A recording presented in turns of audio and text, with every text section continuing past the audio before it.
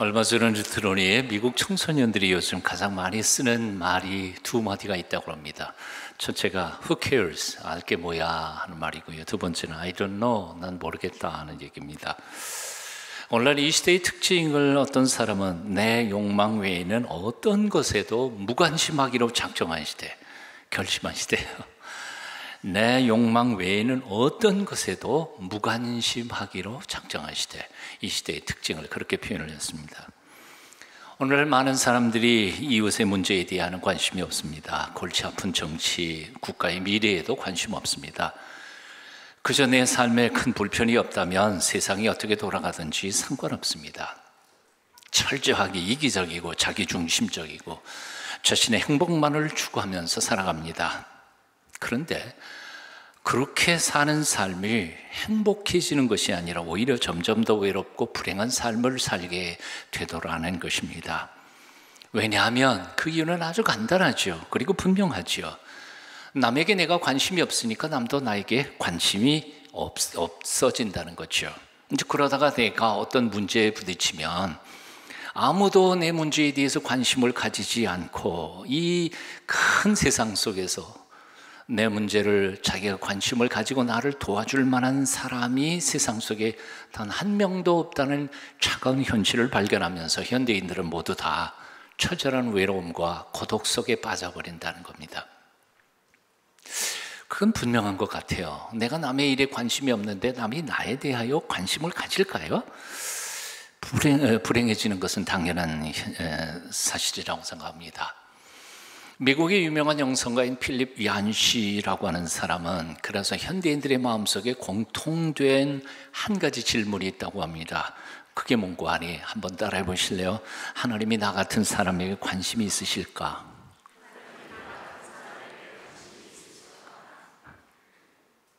이건 아멘할 게 아닐 것 같은데 여러분 생각에는 어떠세요? 하나님이 나 같은 사람에게 관심이나 있으실까? 다른 사람들은 물론 관심이 별로 없겠지만 하나님은 어떠실까? 아마 우리는 자주 그런 질문 혹은 그런 의문을 마음속에 품을 것이라고 생각합니다. 가끔 이런 질문을 해보신 적이 있으시냐고요?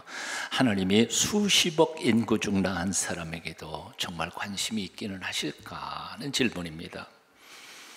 그런데 그 질문에 대하여 누가복음 15장에서 예수님께서는 이렇게 대답하신 겁니다.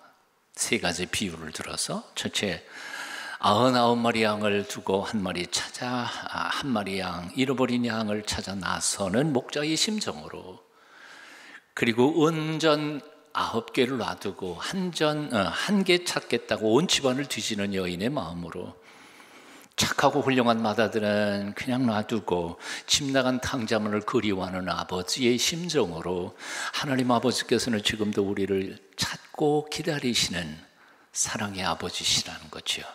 그러면서 우리에게 대답을 하신 겁니다. 사람들은 보통 유력한 사람, 유명한 사람, 인기 있는 사람에게만 관심이 있습니다. 그래서 하나님도 경건한 사람, 신앙생활 잘하는 사람, 거룩한 사람에게만 관심이 있을 것이라고 사람들이 오해합니다. 2000년 전에 예루살렘 종교 지도자들도 그렇게 오해했던 겁니다.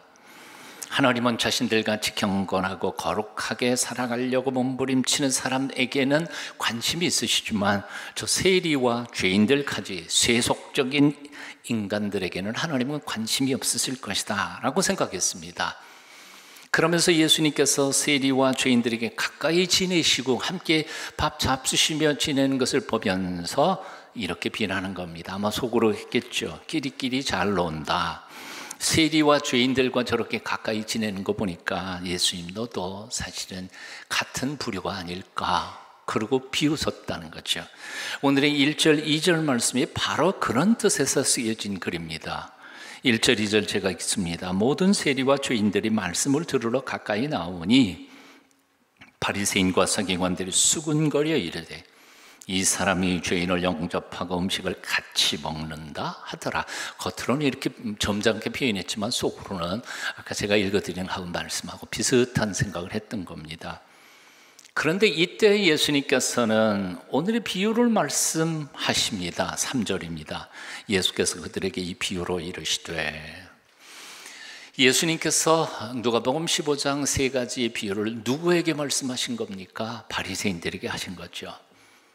스스로 자신들이 거룩하다고 생각하는 종교 지도자들에게, 스스로 하나님은 거룩하고 의로운 자들에게는 관심이 있지만 저렇게 죄인, 세리 이런 사람들에게는 관심이 없다고 착각하고 오해하는 사람들에게 예수님께서는 아니다, 하늘 아버지께서는 오히려 너희보다 너희가 멸시하는 저 사람들을 더 관심을 가지시며 그들이 돌아오기를 지금도 간절히 기다리고 계신단다. 그 메시지를 주시기 위해서 이 비유를 하신 것이라고 말입니다. 제가 존경하는 홍정길 목사님은 9남매였었는데 그 중에 목사님이 장남 맏아들이셨습니다. 밑에 몇 명이요? 8명 있었던 거죠. 그런데 막내 동생이 어려서 소아마비에 걸려서 한평생을 그렇게 고생을 엄청나게 했다고 봅니다. 아버님은 그 막내를 바라보면서 늘 가슴에 일했고 제일 가슴에 마음이 쓰이는 자식이 바로 그놈이었다고 합니다. 심지어는 마지막 임종하는 순간에도 나머지 8명은 돌아보지도 않으시고 그저 막내 이름만 부르다가 숨을 거두셨다고 합니다.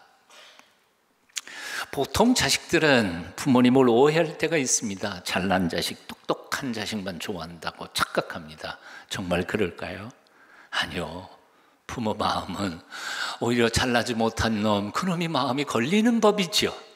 예? 공부 잘하는 녀석보다는 공부 못하는 녀석이 마음에 더 걸리고 모범생보다는 개구장이 말썽꾸러기가 더 마음에 걸립니다. 그래서 나 죽은 다음에도 저놈 혼자 살 수 있을까? 그게 늘 마음이 아파하는 게 부모님 마음인 겁니다.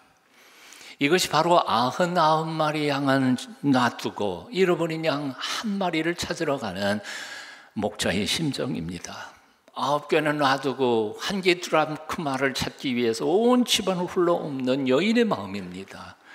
모범생 큰 아들이 아니라 집 나간 아들을 이제나 저제나 기다리는 탕자의 아버지의 마음입니다. 그리고 이 마음이 모범적으로 신앙생활을 잘하는 신앙인들보다 오히려 찰나의 목숨을 걸고 이 세속사회 속에서 타락하여 살아가는 수많은 영혼들을 기다리며 가슴 아파하시는 하늘 아버지의 마음입니다. 여기까지 얘기하니까 여러분 기분 나쁘세요? 무슨 뜻인지 몰라서 지금 기분 안 나쁘신 것 같은데 이 말씀의 뜻은 이런 겁니다. 예배당 안에 예배드리는 우리보다 하나님께서는 예배당 밖에 있는 사람들 더 가슴 아파하시고 절여하시며 기다리시고 관심 있으시고 사랑한다는 말입니다. 이제 좀 기분 나쁘세요? 안 나쁘세요? 사실 2000년 전 바리새인들, 서기관들은 평생 하나님만을 바라며 헌신하고 희생했던 사람들입니다. 그런데 그런 자기들과는 달리 밤낮 제멋대로 살아가는 저 죄인들, 세리들, 그들에게 대하여 더 하나님이 관심을 가지시고 애타게 기다리시며 돌아오기를 기다린다고 하니까 아마 바리새인과 서기관들은 가슴이 조금 기분 나빴을 겁니다. 평생 제멋대로 산 저놈들을 더 사랑하니 우린 뭡니까? 하나님의 영광을 위해서 내 평생 희생하면서 하나님의 영광을 위해서 살았는데 우린 뭡니까? 그런 생각이 안 들겠냐 그 말이에요. 잃어버린 양 한 마리를 찾기 위해 양 99마리를 놔두고 한 마리 찾으러 가는 목자를 바라보면서 99마리 양떼가 입이 말을 할 줄 안다면 뭐라 그랬을까요? 목자님, 우리 뭐예요? 그 한 마리가 우리보다 더 귀중하단 말이에요? 은전 9개를 제쳐놓고 한 개 찾겠다고 온 집안을 뒤집는 여인 바라보며 아마 9개의 은전은 조금 불평했을 것이라고 생각합니다. 모범생마다 드는 제쳐놓고 가산을 탕진하고 돌아온 탕자를 위하여 잔치상을 거하게 펴는 아버지를 보고는 큰아들이 불평했지요. 누가복음 15장 29절 30절입니다.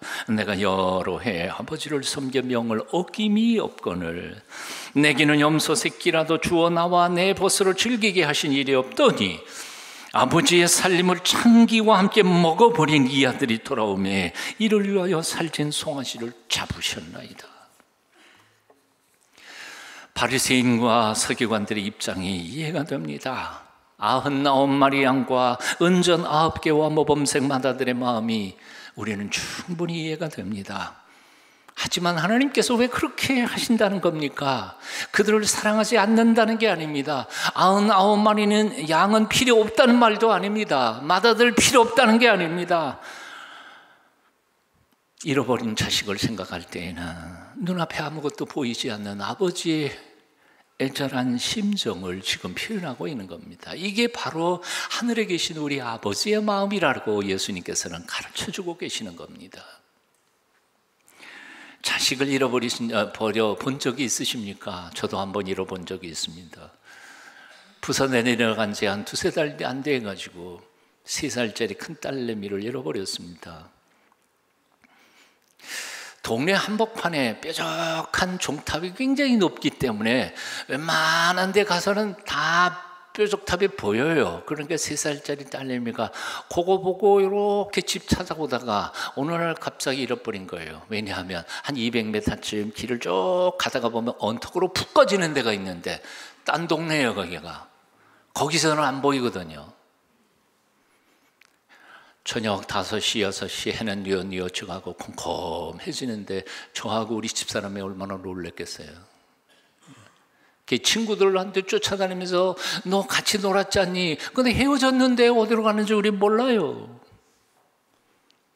걸어다니면서 찾았을 것 같아요. 100m 달리기 하면서 골목골목 다 뒤졌죠. 4-5시간 뒤진 때 제 마음은 지옥 같았습니다. 깜깜하더라고요. 어떤 분이 오늘 본문에 나타난 목자의 심정을 아주 잘 설명을 했습니다. 여기 99마리 양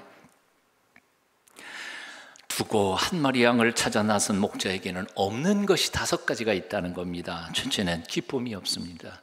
이런 양을 찾기 전까지는 그 어떤 기쁨도 맛볼 수 없다는 것입니다. 아무리 맛있는 것을 먹어도 맛을 모르고 아무리 좋은 옷을 입어도 좋은 줄 모릅니다. 그 이런 자식 찾기 전까지는 도대체 사는 기쁨이 있을 수 없다는 거죠. 2번째는 추종함이 없습니다. 이런 양을 찾기 전까지는 그 어떤 추조함도 없습니다. 물이 있든 돌짝 빠지든 골짜기든 절벽이든 사막이든 상관없습니다. 낮이든 밤이든 추조함이 없습니다. 양이 있을 만한 곳이라면 어디든지 아무리 험한 곳이라도 주저없이 달려갑니다. 3번째는 분노가 없습니다. 내가 그렇게 사랑했는데 왜 도망갔냐? 무엇이 부족해서 엉뚱한 길로 샜냐? 이런 분노가 치밀어 올랐다가도 험악한 곳에서 발발 떨고 있을 그놈을 생각하면 분노보다는 걱정이 앞서는 겁니다. 제발 찾을 수만 있으면 좋겠다. 제발 돌아오기만 하면 다 용서하마. 그런 마음이죠. 4번째는 필요가 없습니다. 그렇게 광야를 헤매고 강물을 건너 찾아 헤맸는데 보통 같으면 벌써 피곤해 쓰러졌을 텐데 그놈 고생할 거 생각하면 가만히 앉아 있을 수가 없습니다. 필요하지 않습니다. 앉았다가도 다시 일어나 달려갑니다. 뛰고 달려도 힘들 줄 모릅니다. 5번째는 포기가 없습니다. 끝까지 찾습니다. 찾을 때까지 결코 포기하지 않습니다. 그렇게 잃어버렸던 양을 찾아 나선 목자가 마침내 양을 찾게 되면 지금까지 자기가 했던 고생은 다 잊어버리고 그 미운 놈을 어깨에 목마를 태워 춤을 추며 돌아옵니다. 이것이 바로 우리 하늘 아버지의 마음이라는 겁니다. 이 아버지의 마음을 제발 알아달라고 주님은 말씀하시는 겁니다. 좀 느끼라고 주님은 말씀하십니다. 7절 읽어봅니다. 내가 너희에게 이르노니 이와 같이 죄인 하나가 회개하면 하늘에서는 회개할 것이 없는 의인 99을 인하여 기뻐하는 것보다 더하리라. 10절입니다. 뜻을 생각하면서 같이 읽어보실까요? 내가 너희에게 이르노니 이와 같이 죄인 하나가 회개하면 하나님의 사자들 앞에 기쁨이 되느니라. 어느 여류 수필가의 글입니다. 내 어머니는 자상하거나 인자한 분이 아니었다. 공들여 싼 도시락, 리본을 들여 예쁘게 따은 머리, 털실로 짠 스웨터, 이런 것들은 나와는 거리가 먼 것이었다. 자취 생활을 하면서 밑반찬을 싸들고 딸을 방문하는 다른 어머니들을 볼 때마다 나는 그것이 얼마나 부러웠는지 모른다. 우리 어머니도 다른 어머니들처럼 자식을 사랑하는 걸까? 이런 의심을 품기까지 했었다. 밤새 산길을 걸어서 이고 오신 어머니의 동침이 보따리에 목에 맨 그 새벽 역전까지는, 내가 강원도 깊은 산골의 탄광마을에서 자취를 할 때였다. 시골 자취방이라는 것이 허술하기 짝이 없어 나는 그만 연탄가스에 중독되고 말았다. 보건소로 옮겨져 응급처치를 받았지만 머리는 깨어질 듯하고 물그릇조차 집을 기운도 없었다. 무섭고 외롭고 난생 처음 어머니가 그리웠다. 늦도록 훌쩍이다 까무룩 잠이 든 새벽, 두렁거리는 소리와 낯익은 목소리의 문을 밀쳐보니 머리에 보따리를 인 어머니가 하얀 달빛 아래 서 계셨다. 연락을 받고 부랴부랴 충청도에서 길을 떠나오셨건만 평창에서 막차를 놓치는 바람에 다음날 새벽차를 기다리지 못하고 밤새 산을 넘으셨던 것이다.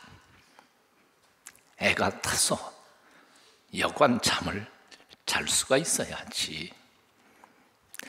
소리가 하얗게 내린 동침이 보따리를 풀면서 말씀하시는 늙은 어머니 무릎에 엎드려 나는 엉엉 소리내어 울었다. 지금도 나는 부모를 원망하는 학생들에게 이렇게 말해준다. 깊은 강물은 소리나지 않는다. 자식이 그 깊이를 모를 뿐이지. 자식의 그 깊이를 모를 뿐이지. 시편 94편 9절은 이렇게 말씀합니다. 귀를 지으신 이가 듣지 아니하시랴, 눈을 만드신 이가 보지 아니하시랴. 귀를 지으신 이가 듣지 아니하시랴, 눈을 만드신 이가 보지 않으시랴. 귀를 지으신 하나님이 어찌 듣지 못하시겠습니까? 눈을 만드신 하나님이 어찌 보지 않으시겠습니까? 어머니의 그 끔찍한 애타는 사랑을 세상의 모든 어머니들의 가슴 속에 지어주신 하나님 아버지께서 어찌 그 애타는 사랑으로 우리를 사랑하지 않으시겠습니까? 우리가 느낄 수 없지만, 아직도 우리는 잘 이해가 잘 안 되지만 하늘아버지께서는 지금도 우리를 그렇게 사랑하신다고 주님께서는 우리에게 가르쳐 주신 겁니다. 그 간절한 아버지 하나님 사랑을 의심하지 않기를 바랍니다. 그는 하늘아버지의 사랑 안에 살기를 사모하며 그 앞에 엎드리시기를 축원합니다. 셰익스피어는 말했습니다. 지혜로운 사람은 자신이 어리석다 하고 어리석은 사람은 자신이 지혜롭다 한다. 미친 사람은 자신이 미쳤다고 말하지 않습니다. 사람들은 모두 다 나름대로 나 행복해, 그리고 멋진 인생 산다고 생각합니다. 하지만 곰곰이 살다가 보면 어느 순간인가 결국 인생의 주인이신 하늘아버지를 떠난 대가를 치르며 참 고달프게 살아가고 있구나 깨달을 때가 한두 번이 아닙니다. 어떤 분이 이렇게 적었습니다. 어리석은 사람은 길을 벌어서 낯설 때에도 자신의 인생의 길을 찾았다고 생각하지만 지혜로운 사람은 길 잃었을 때 정직하게 나는 길 잃은 미아입니다 라고 고백합니다. 존 뉴턴이 그랬습니다. 그는 노래했습니다. I once was lost. 나 한때 잃어버려졌었습니다. But now I am found. 그러나 지금 하나님이 나를 찾으셨습니다. 찬송가 305장에 있는 가사지요. 지금도 우리 인생들이 돌아오기를 애타게 기다리시는 하늘 아버지가 계십니다. 우리가 살고 있는 이 눈앞에 보이는 이 삶, 이 현실이 전부가 아니라 하나님께서 약속하신 영원한 기업이 있는 줄로 믿습니다. 무신론적 실존주의 철학자들은 항상 이렇게 말했습니다. 우리는 이 우주 공간 한 구석에 우연히 어쩌다가 내어져 던져져 버린 우주적 고아라고 했습니다. 아니요, 우린 그럴 리가 없습니다. 우리를 기다리시는 아버지가 계시고 돌아가 쉴 곳이 있으며 본래부터 영생하도록 지어준 하나님의 형상대로 지음을 받은 영광스러운 존재들이 바로 우리 인생들입니다. 믿으셨으면 좋겠습니다. 어떤 이가 삶이 너무 고달프고 힘들어서 이렇게 소리쳤습니다. 도대체 인생이 겨우 이게 전부란 말입니까? Is this all there is? 이 전부인가? 그때 하늘아버지께서 말씀하십니다. Of course not. 그럴 리가 있니? Come home. 집으로 돌아와. 어찌 인생이 고작 그것뿐이겠냐? 다 내가 집을 떠난 탓이지. 집으로 돌아와. 너를 위해 마련한 참된 인생이 있단다. 우리가 느끼든 느끼지 못하든 알든 모르든 간에 세상 모든 어머니의 가슴 속에 그 뜨거운 가슴 저미도록 아픈 진한 사랑을 만드신 하나님께서 오늘도 지금도 우리를 기다리고 계심을 믿으시기 바랍니다. 여러분, 누가복음 15장 읽으면서 우리가 반드시 기억해야 할, 잊지 말아야 할 한 사실이 있어요. 그게 뭔고 하니 탕자는 자신의 삶을 다 고친 후에 아버지께 돌아오지 않았다는 겁니다. 탕자는 자기 있는 모습 그대로요. 거짓골 그대로요. 그냥 두 손 들고 아버지 앞에 달려왔습니다. 그를 만난 아버지도 탕자에게 너 탕진해 버린 재산 다 벌어서 갚아, 그렇게 말씀하지 않으셨습니다. 너 죽지 않고 살아 돌아온 것만 해도 고맙다. 그리고 그를 맞아 주었습니다. 탕자는 철저하게 회개한 것도 아니었습니다. 사실은 그가 돌아온 이유는 딱 하나, 배고파서 아버지 앞에 돌아온 것뿐입니다. 잘못을 철저하게 회개한 게 아니었습니다. 그런데도 불구하고 아버지는 그 아들을 받아주셨습니다. 이것이 중요합니다. 내 과거의 모든 실수와 잘못, 허물을 다 해결한 후에 깨끗한 몸으로 하나님 아버지 앞에 돌아오겠다고 생각하지 마십시오. 그냥 하늘 아버지 품으로 달려 드십시오. 그냥 있는 모습 그대로 그 앞에 엎드려 고백하십시오. 아버지, 이제 고집을 꺾고 엎드립니다. 날 있는 그대로 받아주세요. 하늘 아버지 품 안에 참된 평안이 있습니다. 이 복된 기도의 계절에, 이 가을에 그토록 우리를 기다리시는 하늘 아버지를 만나게 되시기를 축원합니다. 나 주의 도움 받고자 주 예수님께 빕니다. 찬송가 214장 우리 함께 1절만 같이 불렀으면 좋겠습니다. 나 주의 도움 받고자 주 예수님께 빕니다. 그 구원 허락하시사 날 받아주소서.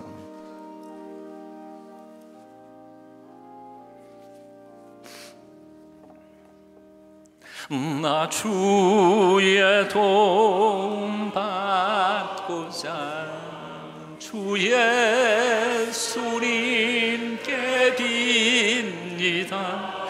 그 구원 허락하시사 날 받아주소서.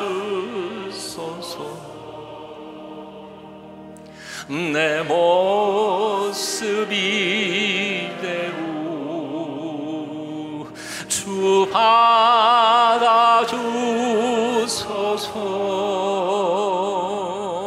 날 위해 돌아가신 주 날 받아주소서.